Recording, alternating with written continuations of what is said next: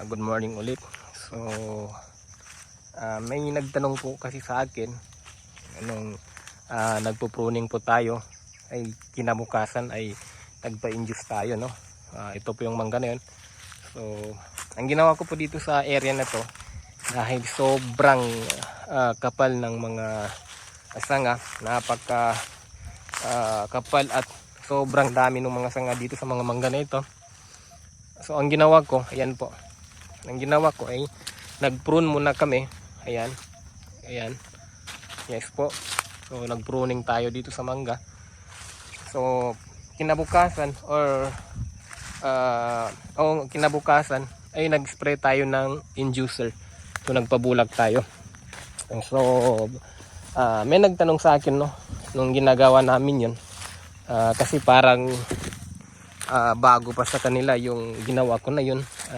Nag-pruning tayo, tapos kinabukasan ay nagpa-induce tayo.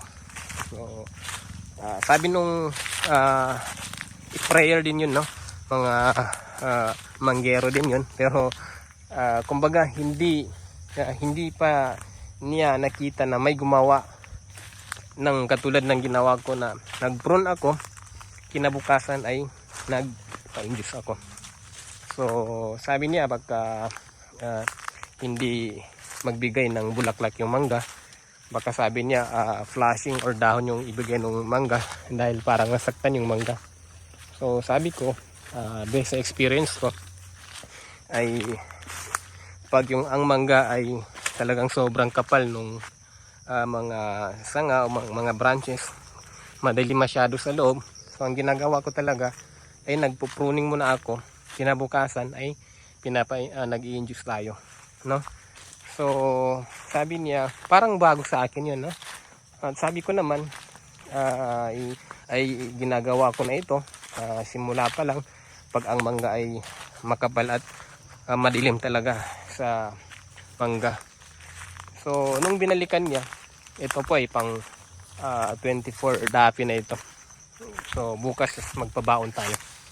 So ito po yung resulta ng mangga na nag-pruning tayo dahil sobrang kapal at prone masyado sa mga insekto. Mahirap kasi i-maintain yung mga mangga na sobrang kapal, no? So ito po yung resulta ng pruning, and then kinabukasan ay nagpa-induce tayo. So ito po. Ayan. So namunga naman, namulaklak naman, no? Alhamdulillah, namulaklak. Yan po yung mga sanga na tinanggal natin. Ayan. Ayan. Dahil sobrang dilim po dito sa mga mangga na ito. Ayan. Sobrang lamok pa.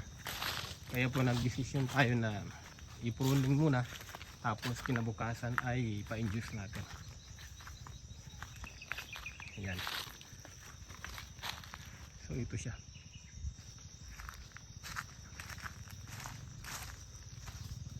So maliwanag na, no? So yung mga insekto ay kahit papaano ay madali na lang natin kumbaga makontrol. Ayan. Ayan po. So ayan po. So pwede ba mag-pruning tapos kinabukasan magpa-induce? Pwede po mga kamangga. Ito po ang ating ebidensya na pwede po. Ayan. Ayan. Ayan. Tinanggal natin yung sanga dyan sa may gitna para maganda yung pasok ng sikat ng araw. So ganun na lang mga kamangga. Until next time, inshallah, sana po ay mayroon kayong natutunan dito sa ating konting kaalaman lang sa pagmamangga. Sana po ay maging maganda ang resulta ng inyong mga mangga. Thank you po and God bless.